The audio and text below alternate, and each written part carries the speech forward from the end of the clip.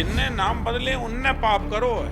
हमने तो हमारे पुराने नाम बोलना शुरू किया है। राम भक्त दे रहे हैं, राम भक्त लड़ रहे हैं और राम भक्त बनाएंगे। तो अगर जदेश में राम को काम करे तो कई लोग, कई पापियों के पेट को पानी हिले। भैया राम राम नमस्कार। हमें तो चिंते हुई जो नाम है हमारा सचिन चौधरी। आज हम एक ऐसी शख्सियत के संग हैं, वे फिलहाल विधानसभा मध्य प्रदेश के प्रोटेम स्पीकर हैं, लेकिन प्रदेश के बड़े हिंदूवादी नेता के तौर पे पहले भी स्थापित थे, अब और बड़े तौर पे उभर रहे हैं। और हाल में ही सुनी है कि योगी जी को झूठो पानी पी के आए, कि मतलब पूरा जो रोल है योगी जी को, वो आपके अंदर भी दिख रहा हो मध्य प्रदेश में। अचानक से तो नहीं कह सकते, लेकिन बड़ो बदलाव कैसे दिख रहा हो शर्मा जी? एक तो बुंदेली जो जानते हैं, समझते हैं, उन सबको ही हमारी तरफ से राम राम। किसी को किसी का जूठा पानी पीने की ज़रूरत नहीं है। हम सब लोग हिंदुस्तान में पैदा भये, जा देश में भये भये तो राम को देश कहलाए। हमारे बाप दादे ने भी राम की चिड़िया, राम को खेत, चुन ले चिड़िया भर भर पेट। तुलसी की रामायण जा गली बगली चौराहे, मंदिर दल्लान में सुनत रहे, तो सबने राम कथा के बारे में कहा। तो अगर जदेश में राम को काम करे तो कई लोग, कई पापियों के पेट को पानी हिले। उन्हें ना समझ में आए, जैसे रावण राम के नाम पर तड़प उठता था, वैसे ही आजकल कछु लोगों को विगत 10-20 सालों से बुखार से चढ़ो है कि जब राम का नाम आए तो वो विरोध करें। राम को नाम से किसी को भयग्रस्त होने की नहीं। मैं, राम तो सबको है, पर राम की मानो तब है, राम की सुनो तब है। तो भारत में राम को काम अगर भैया नरेंद्र मोदी कर रहे तो लोगों को पेट को पानी काहे हिल रहा? ये बताओ, 4.5 लाख हिंदू मर गए, लड़ते लड़ते राम मंदिर पर शहीद हो गए, कुर्बान हो गए। बाबर से लड़े, छत्रपति शिवाजी महाराज जो महाराष्ट्र के थे वो आके लड़े यहाँ भारत के लिए, हिंदुओं के लिए। गुरु गोविंद सिंह साहब लड़े, और भी अनेक लोगों ने लड़ाई लड़ी।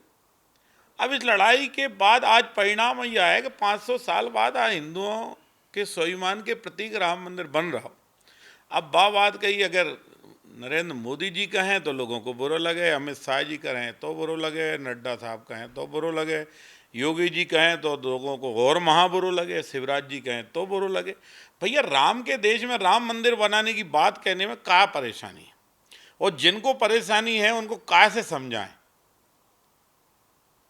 राम ने तो समझाने के तौर तरीके हैं जहाँ में, लेकिन समझाएं क्या? तो योगी जी के पानी हमने नहीं पियो किसी को जूठो पानी, पर हर भारत का धर्म के प्रति काम करने वाला वो मोदी, अमित शाह जी, योगी जी, इनसे प्रेरणा अवश्य ले। क्योंकि हिंदुत्व की बात करना जा देश में पहले अपराध समझें।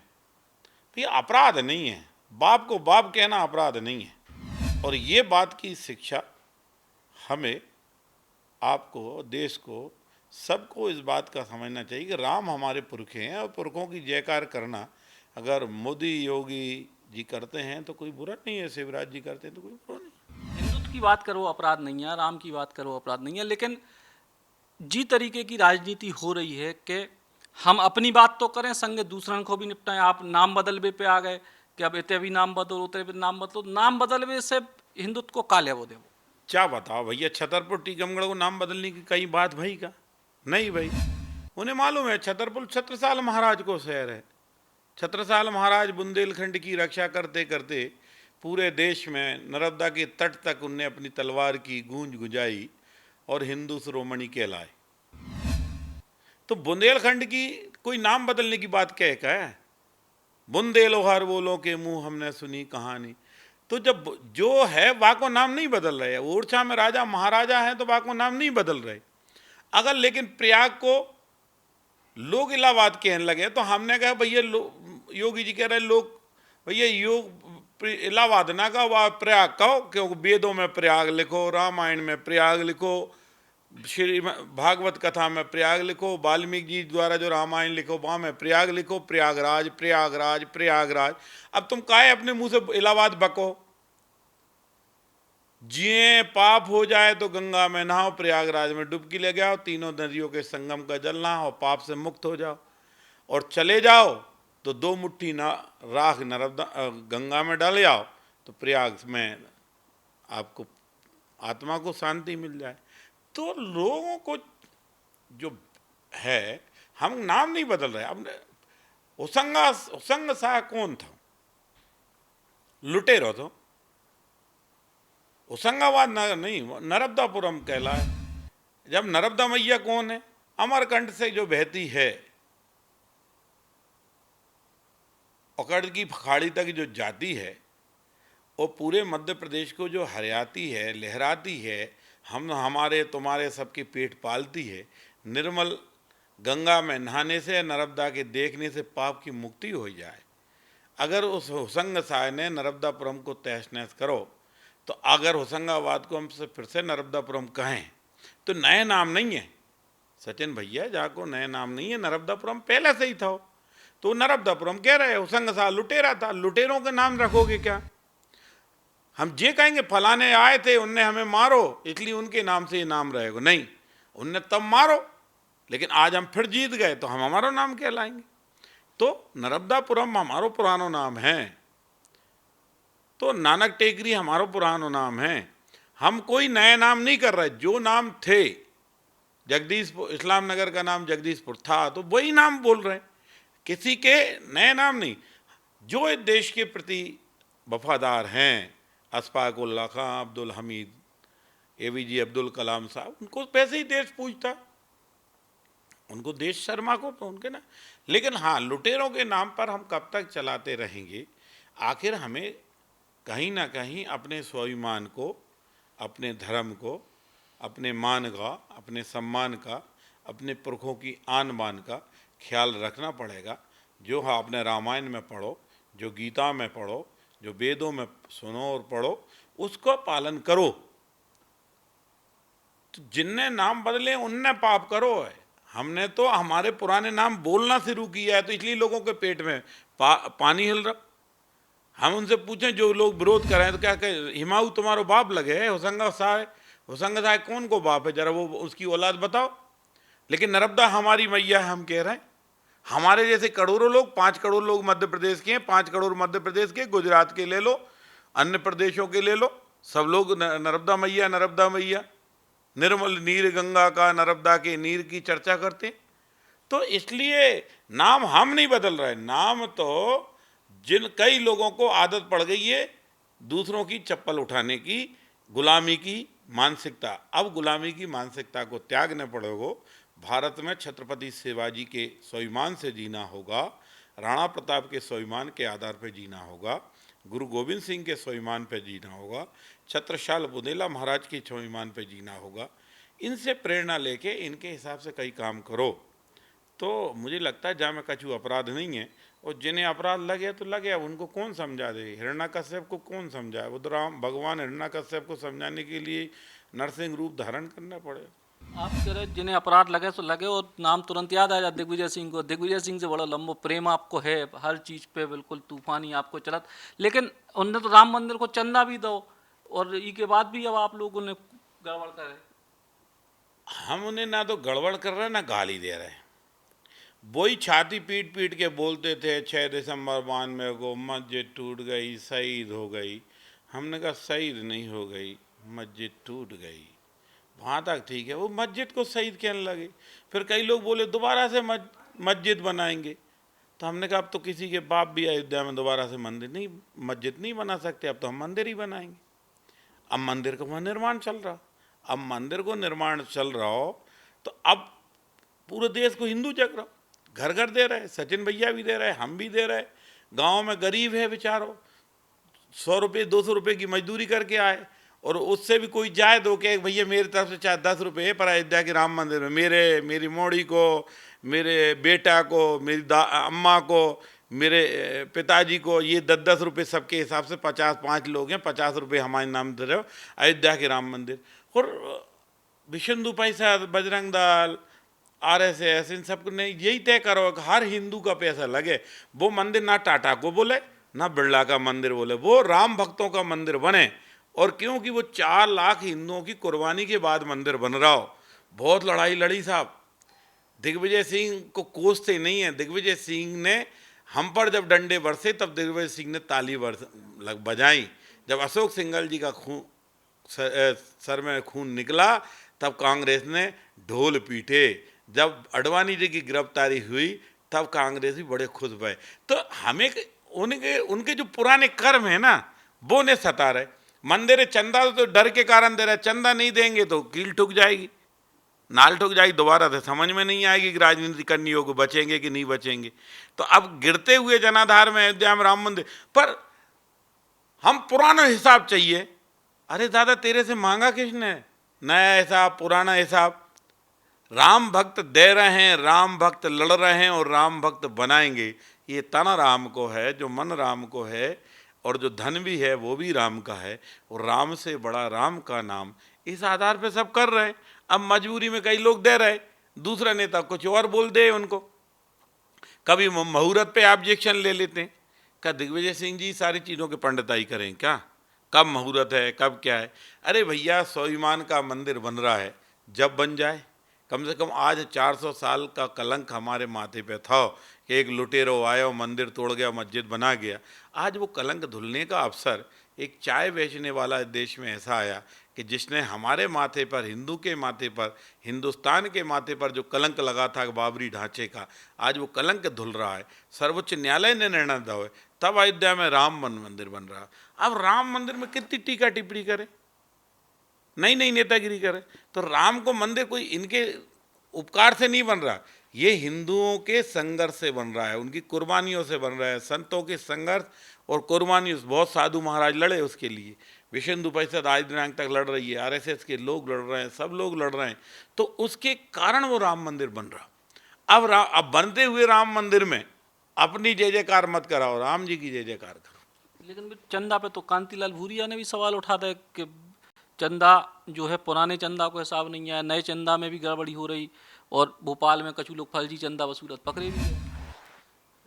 जाए पकड़े भोपाल में, बाकी शिकायत तो विश्व हिंदू परिषद वालों ने ही करी है, क्योंकि वो राम जन्मभूमि तीर्थ क्षेत्र के लिए चंदा हो रहा हो, वहाँ पे कोई दूसरी रसीद नहीं कट सकता। राम जन्मभूमि तीर्थ क्षेत्र न्यास के नाम से कटेगी, एक एक पाई उस न्यास में जमा होगी। 10 रुपये से लेकर 10 लाख 10 करोड़ रुपए भी लोग देंगे, चेक से भी लोग दे रहे हैं, 5,000 10,000 से ऊपर के चेक भी लिए जा रहे हैं। जो जितनी राशि दे सकता है दे, और सारी रसीदों के माध्यम से बाकायदा उनको राम जन्मभूमि तीर्थ क्षेत्र से थैंक यू, धन्यवाद, राम जी का मंदिर का जो मॉडल है वो भी कई लोगों को आएगा। तो अब लोग क्या है, ये भ्रम फैला रहे हैं। हमने भूरिया महाराज से कहा, महाराज तुम्हें प्रणाम है, तुमसे माफ़ी चाहते हैं। अरे दादा तुमने कसम खा ली है कि राम का विरोध ही करोगे, हर बार राम का विरोध करना, कसम खा ली है क्या? ये मंदिर तो 15 अगस्त 1947 से बन जाना चाहिए था। जैसे सरदार वल्लभ भाई पटेल ने सोमनाथ जी का मंदिर बनाया, भगवान सोमनाथ का, वैसे राम मंदिर भी बन जाना चाहिए था। पर आपके पूर्वजों ने उसका विरोध करते करते आज ये गत ला दी कि 72 साल की आज़ादी में अब हमारा मंदिर बन रहा हो। जैसे जैसे नरेंद्र मोदी जी ने मदद कर दी और सुप्रीम कोर्ट का निर्णय आ गया, तो अब हमारा मंदिर बन रहा है राम मंदिर। तो अब उसमें भी नेतागिरी, भ्रम फैल जाए, लोग दें नहीं, चंदे का दुरुपयोग। राम जन्मभूमि तीर्थ क्षेत्र न्यास के नाम पर जो धनराशि जन समर्थन से मिल रहा है, हिंदू धर्मावलंबी दे रहे हैं, उसका पाई पाई अवध के राम मंदिर के निर्माण में लगेगा। उसके साथ कोई भी खा नहीं सकता। हर कीमत पर वो राम जन्मभूमि के मंदिर के निर्माण का ही पैसा होगा। इसलिए दिग्विजय सिंह महाराज, भूरिया जी, भ्रम मत फैलाओ, लोगों को बरगलाओ मत।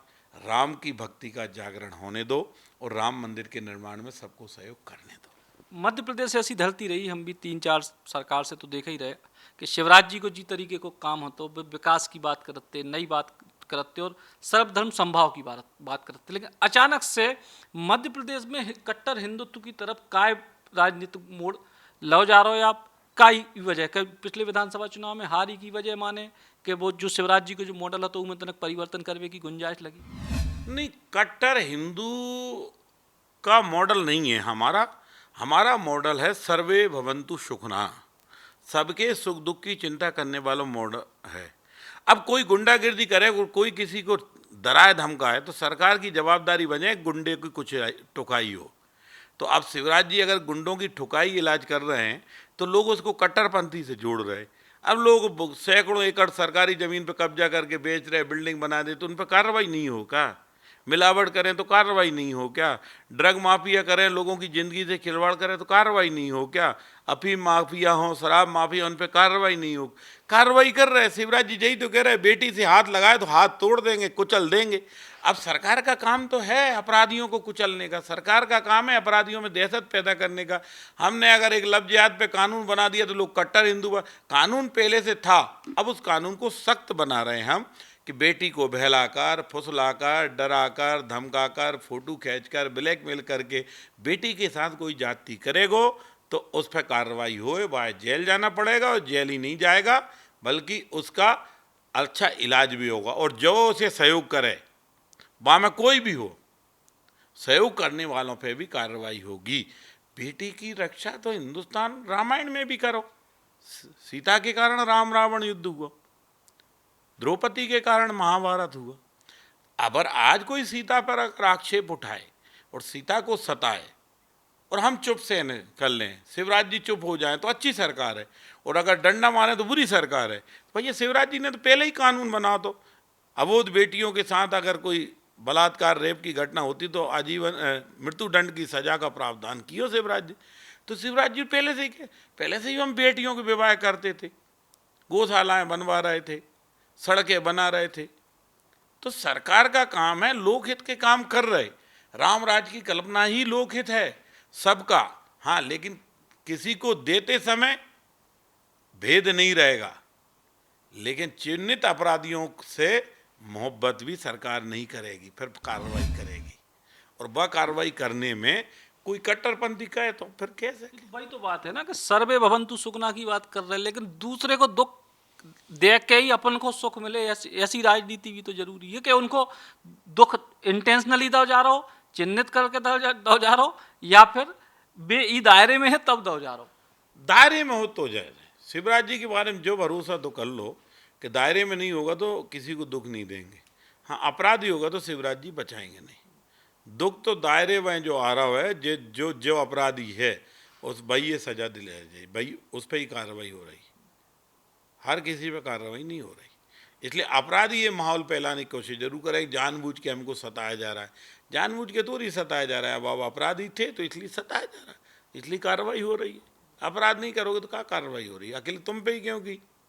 तुम्हारे समाज के और भी तो हैं 25-50 लाख लोग, उन पर तो कार्रवाई नहीं करी, तुम पे ही क्यों की? भाई तुमने अपराध किया था इसलिए कार्रवाई। नहीं तो पिछले 15 साल या शिवराज जी के पुराने जो 3 कार्यकाल रहे, ऊ में शिवराज जी को जो नरम रुख तो अब गर्म हो रहा हो, तो ऊ की वजह हम समझ में चाह रहे हैं। आप चूंकि ऊ वजह से हमें लगा ज़्यादा सबसे बेहतर बता पे हो कि बब वजह काय हो रही कि काय परिवर्तित हो रहा है। नहीं, शिवराज जी का परिवर्तन नहीं हो रहा। शिवराज जी वही सहज हैं, सरल हैं, मृदुभाषी हैं, लोगों से मिलने मेल मुलाकात करने वाले हैं, गरीब की सुनने वाले हैं, झोंपड़ी में खाने वाले हैं, बेटी का विवाह कराने वाले हैं, नौजवानों के मामा हैं, उनकी पढ़ाई की चिंता करने वाले हैं, उनको लैपटॉप बांटने वाले हैं, रोजगार बढ़ाने वाले हैं, घर घर बिजली पहुंचाने वाले हैं, संबल योजना लागू करने वाले हैं।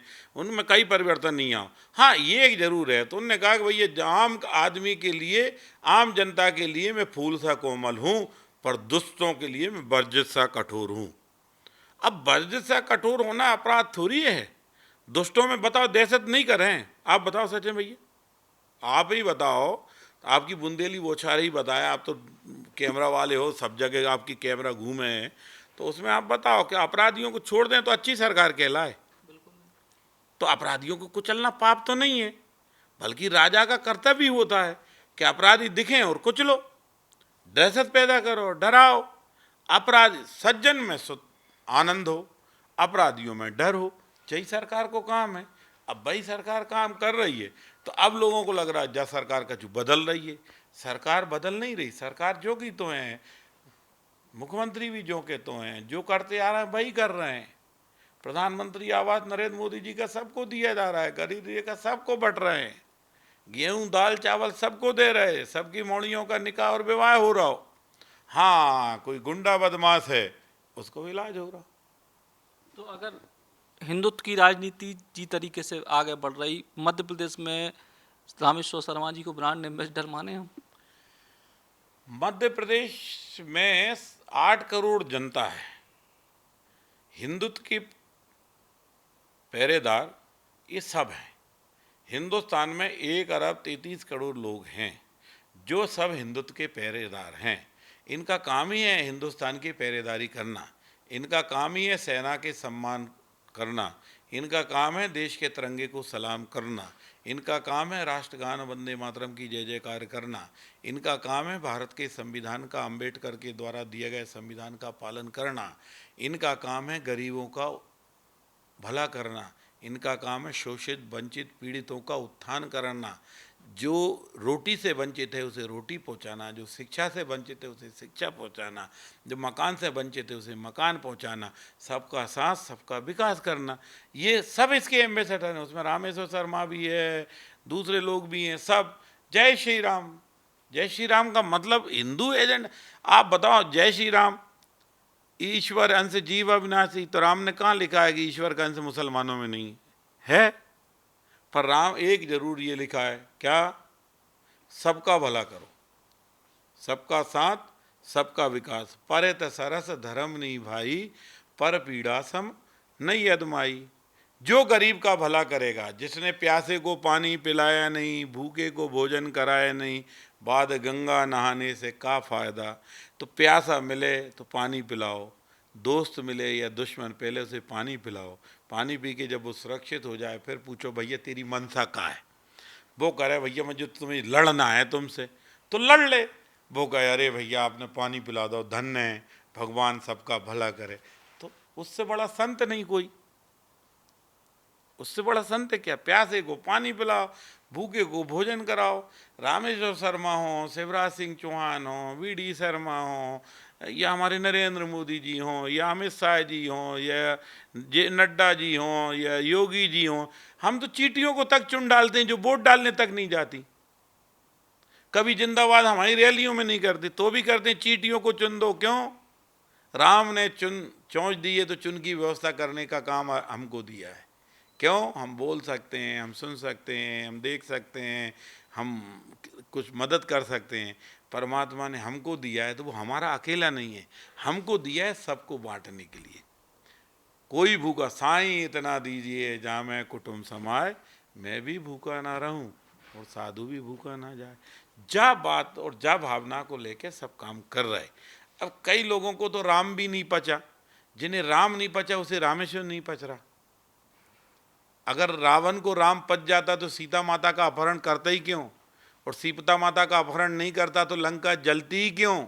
राक्षस का विनाश क्यों होता? और 100 योजन समुद्र लांघकर हनुमान क्यों जाते? अब पचा ही नहीं।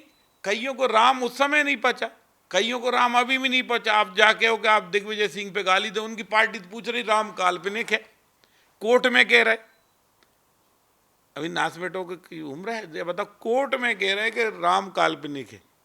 हे भगवान, जब राम काल्पनिक है तो रामेश्वर शर्मा तो फिर पैदा ही नहीं भाओ। क्यों? राम के बिना तो इस राष्ट्र की कल्पना ही नहीं है। बाबा साहब अम्बेडकर ने संविधान में राम का उल्लेख किया है, राम का चित्र लगाया, राम दरबार लगाया। अरे भैया, हमने तो हर लड़ाई राम के नाम पर लड़ी। राम रावण युद्ध हुआ ना जाने त्रेता में कितने साल, त्रेपा, द्वापर, कलयुग, ये 3 युगों में लगातार संघर्ष देख रहे हैं। क्यों? केवल धर्म और अधर्म का संघर्ष है। अब कई लोग तो अधर्मी ही पैदा हुए हैं, उन्हें जो अच्छा काम है जाए विरोध करना, उन्हें अच्छा काम भाता ही नहीं। क्यों? कि उन्हें षड्यंत्र करने में मजा आता है और षड्यंत्र में ही वो हर्ष और उल्लास की जिंदगी जीना चाहते हैं। लेकिन अब षड्यंत्रकारियों का पर्दाफाश होता जाता है। जैसे जैसे पर्दाफाश होता है वैसे वैसे समाज उन्हें लतियाने लगती है। समाज लतियाने लगती तो दल का भी नाश होता है और व्यक्तियों का भी नाश होता है।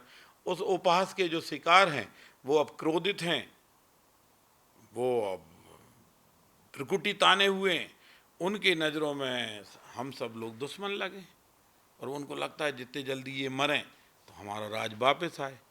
पर हमारा जो कहना है कि भैया हमारे तो ये कहा ही गई है कि गिद्दे और कौओं के चिल्लाने से डोर नहीं मरे हैं। ठीक है।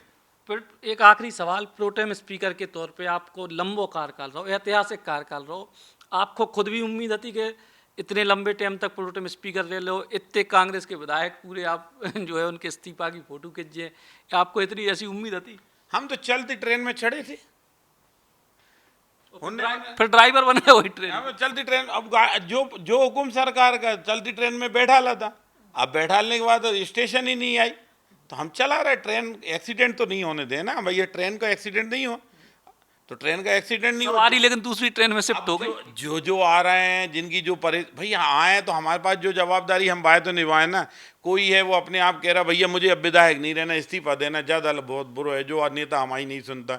हम समझा सके मत दे भैया, क्यों दे रहा है? अपने मोड़ा मोड़ियों से पूछ ले, दोस्तों से पूछ ले, नाते रिश्तेदार। नहीं हमें तो देना ही है, देऊंगा ही। तो भी हम कहते 3-4 दिन बाद आ, फिर भी क्या आया लौट के, देना ही है तो दे।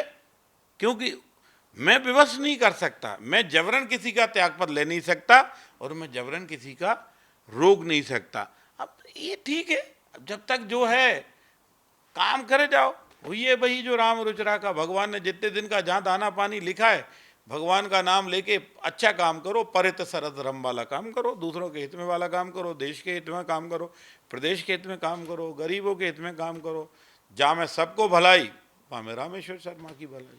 अब आगे का तैयारी, अब तो विधानसभा को 17 चुनाव हुई है, नए स्पीकर चुने जाए। कर दे, हम चुनाव के लिए बने हैं, आप तो भेजो किसका कराम कर दे।